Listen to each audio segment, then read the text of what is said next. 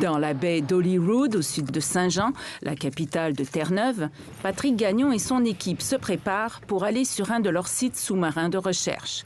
Ils sortent leurs bouteilles à oxygène, puis enfilent des combinaisons de plongée faites sur mesure pour avoir une étanchéité totale et pouvoir rester dans une eau à 4 degrés pendant des heures. Moi, je me spécialise dans les milieux marins en eau froide. Et donc, Terre-Neuve et Labrador est parfait pour faire ce genre de recherche-là. Et puis, c'est ça, ce qu'on regarde, c'est leurs interactions dans un contexte de changement climatique et de changement du climat de l'océan. Patrick Gagnon mène depuis 2007 des études sur la faune et la flore qui vivent en eau peu profonde dans l'Atlantique sur les côtes de Terre-Neuve. Il étudie par exemple les oursins verts et les forêts d'algues de laminaires et rhodolites. Le scientifique a plusieurs sites où sont installés des instruments qui enregistrent la température de l'eau et d'autres variables océanographiques. Avec Brooklyn, une étudiante qu'il supervise, ils ont fait 2 plongées.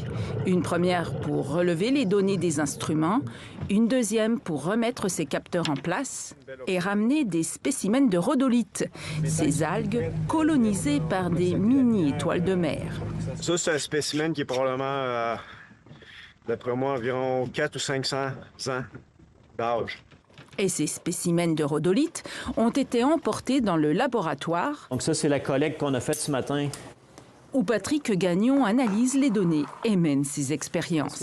C'est des structures qui sont vraiment fragiles. C'est des structures qu'on aurait tout avantage à essayer de protéger. Puis prends ton autre main, puis vas-y au toucher pour voir. Le scientifique travaille aussi sur l'élaboration et la validation d'une nourriture spéciale pour les oursins verts afin d'accélérer leur croissance, ce qui permettrait de les exploiter commercialement. Ils sont très populaires en Asie, sans menacer l'espèce. Un équilibre fragile pour préserver cette biodiversité menacée par les changements climatiques en cours, notamment le réchauffement de l'océan. Par exemple, on va commencer à avoir des pics de température chaude vers la fin de l'été, ce qu'on ne voyait pas vraiment avant. Donc, moi, quand je suis arrivé ici, il y a certains sites où j'ai observé des pics de température jusqu'à 12 ou 13 degrés Celsius. Dans les dernières années, j'ai observé jusqu'à 17-18 degrés Celsius. Le scientifique l'admet. Difficile de prédire l'avenir.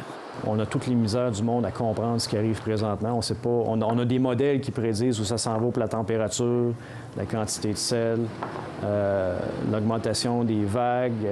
On a des modèles qui prédisent tout ça, mais on se rend compte à chaque année qu'on est un petit peu à côté de la coche. Là. Les modèles ne sont pas très précis. Il y a des gros changements qui vont arriver bientôt. Et la région de Terre-Neuve risque d'être l'une des plus impactées par ces changements.